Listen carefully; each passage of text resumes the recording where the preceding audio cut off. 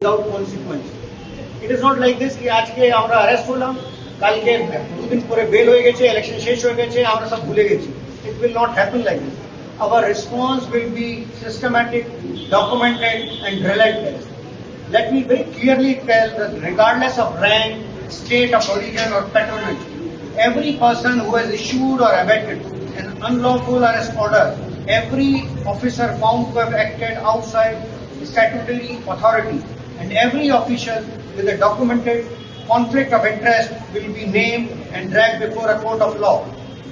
State borders or political backing or is no immunity.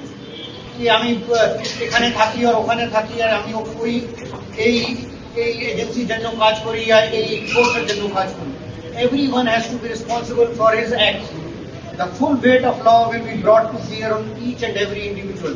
So what we are trying to say is everyone should be, before everyone takes up this thing, issues an order of unlawful arrest or which takes away the voting rights of someone, one has to be able to explain. He cannot hide behind an agency or a commission or something. He has to individually and personally have to be answerable for this. And we will not, it's not that, as I said, that once they are bailed or election gets over, we'll leave it. We will take it to see logical conclusion. I just wanted to say this.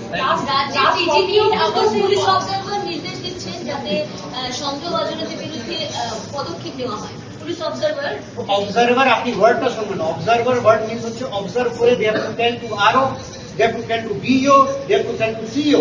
CEO was himself saying. You talk to him, he was himself saying some of them are drinking in the night and passing all kind of loose comments, issuing different kind of this thing. They are not here for picnic. Some of them, they are not here for picnic. Their role is observation and they have to give that observation to the authorities. They will act. You cannot just suddenly say, I get a list from somewhere. Why should they meet somebody in a hotel room privately with a political candidate? Can they do it? Some of them. I'm not mentioning. এই অবস্থাতে তাহলে রাজ্যে আগামীকাল প্রথম দফার নির্বাচন কি মনে করছেন কতটা শান্তিপূর্ণ বা কতটা ঠিকঠাক হবে? শান্তিপূর্ণ নির্বাচনের পক্ষে কিন্তু বাংলার মানুষকে সেই সুযোগ দিতে হবে ভোট দেওয়ার জন্য, যেখানে 91 লক্ষ বৈধ ভোটার বাদ।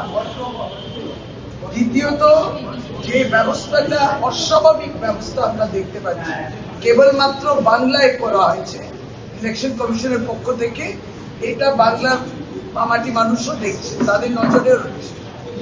যে গুরুতর বিষয়টা আবার বলা হয়েছে, শ্রী রাজীব কুমার বলেছেন যে অনবরত ভারতীয় জনতা পার্টি যারা অ্যাক্টিভ টিএমসি ওয়ার্কার্স রয়েছেন তাদের নামেতে কমপ্লেন্ট দিচ্ছেন এবং সেই কমপ্লেন্টের ভিত্তিতে অবজার্ভার্সরা অ্যারেস্ট করার জন্য বলছে। এটার কি করা যায়, এটা কি বলা যায়, সেই ক্ষমতা তাদের আছে নাকি আমরা জানতাম যে এগুলো আরও কিংবা ডিও কিংবা সিওর খাতে থেকে হয়, তাদের সেই ক্ষমতাটা আছে এইগুলো। এবং চতুর্থ, যেটা দক্ষিণ 24 পরগনায় দেখা গেল, 2 জন বিজেপি প্রার্থী রাতের অন্ধকারে দেখা করেছেন কার সঙ্গে, যিনি আবার রাতের অন্ধকারে দেখা করেছেন যিনি একজন অবজার্ভার। আর ওই কনস্টিটিউয়েন্সি কি কথা হলো সেগুলো তো পরের কথা, এটা তো করতে পারেন না অবজার্ভার, এই কাজটা করতে পারেন না।